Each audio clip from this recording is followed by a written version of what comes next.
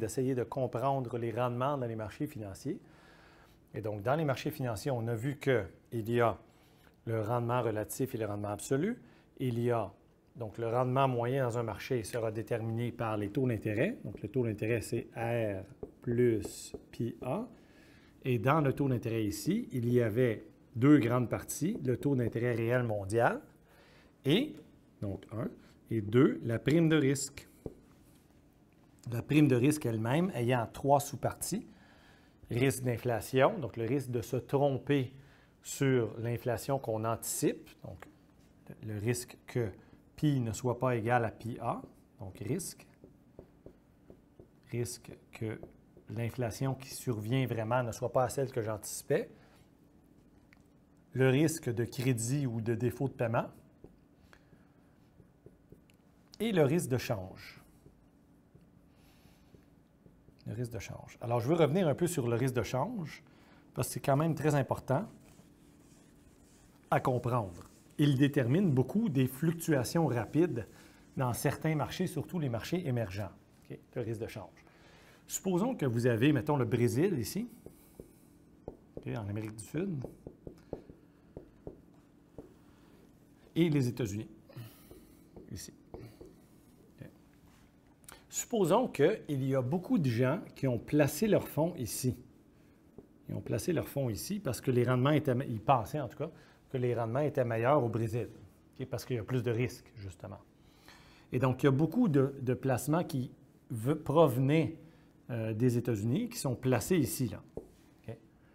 Si le risque perçu sur le Brésil augmente, pour quelque raison que ce soit, des troubles politiques, trop d'inflation, une récession qui commence, toutes sortes de trucs, les gens qui ont placé des fonds qui provenaient des États-Unis, qui ont placé là, bien, ils vont vouloir rapatrier leurs fonds chez eux.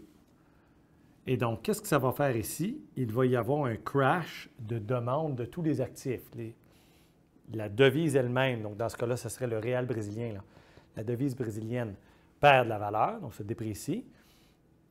Les actifs boursiers vont devenir moins demandés, donc les prix vont baisser, etc., etc. Et le crash de prix d'actifs, peut faire exploser, prix d'actifs, peut faire augmenter les taux d'intérêt, n'est-ce pas? On a vu que le prix des actifs financiers et les rendements, aussi parfois appelés les taux d'intérêt, vont sans s'opposer. Donc, un crash de prix augmente les taux d'intérêt.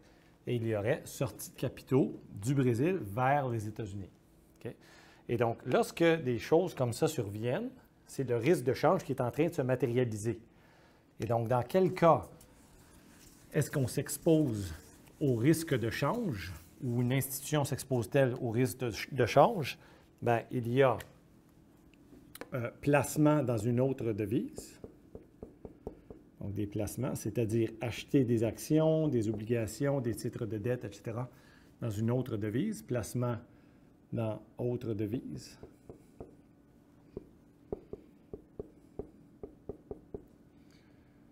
Autre, ça peut être plusieurs devises étrangères.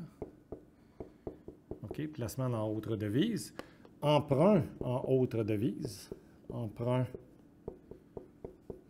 en autre devise.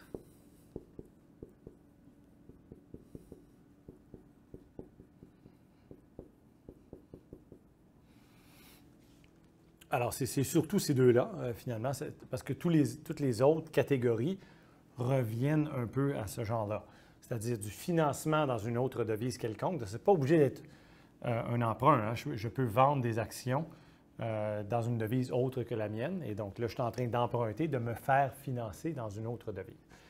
Donc, les placements dans une autre devise, lorsque vous placez des fonds dans des actifs qui sont libellés dans une autre devise que la vôtre, si la devise dans laquelle vous avez placé des fonds perd la valeur, se déprécie, vous êtes en train de perdre, n'est-ce pas? Parce que peu importe le rendement que vous avez sur vos actifs, qui peuvent peut-être contrebalancer, mais vous allez perdre sur la devise, elle perd de la valeur. Le principe, c'est qu'on ne veut pas détenir quelque chose qui perd de la valeur, n'est-ce pas?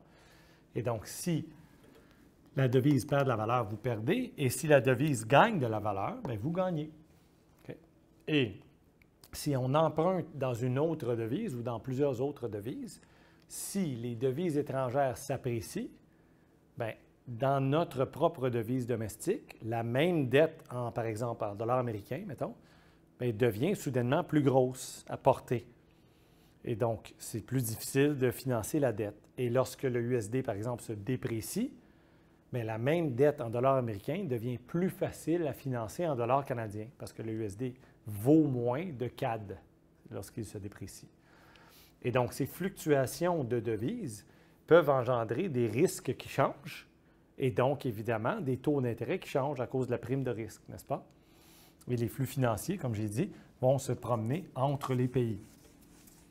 Donc, c'est important de garder ces éléments-là en tête parce que finalement, lorsqu'on parle des rendements dans les marchés financiers ou les taux d'intérêt qu'on présente parfois de façon interchangeable, bien, il y a le rendement réel moyen mondial, le fameux petit R étoile, okay? Donc le pouvoir d'achat moyen obtenu dans les marchés équivalents, mais il y a aussi les éléments de risque et l'inflation anticipée, évidemment.